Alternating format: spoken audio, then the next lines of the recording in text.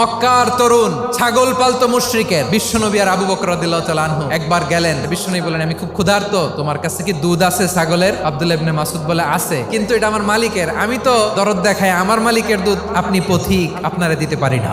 বিশ্বনবী এইটা শুনেই তারা টার্গেট করে ফেলছে। বিশ্বনবী বলেন, আচ্ছা ঠিক আছে, দুধ দিও না, কিন্তু এমন ছাগি আছে কিনা যেই ছাগির সাথে কোনো ছাগলের মিলন হয় নাই, তার ওলানে দুধও আসে নাই, বাচ্চাও নাই, এরকম ছাগির থেকে যদি আমি দুধ খাই তাহলে তো সমস্যা নাই। বলতেছে, এরকম ছাগির থেকে দুধ খেলে সমস্যা নাই, কারণ এরকম ছাগি ওলান থেকে দুধ আসবেও না। বলতেছে, ঠিক আছে, এরকম একটা ছাগি নিয়ে আসা হলো। বিশ্বনবী বিসমিল্লাহ বলে ওই ছাগির ওলানে হাত দিলেন। হাত দিতে দেরি, পুরো ওলানটা দুধে ভরে যেতে দেরি হয় না।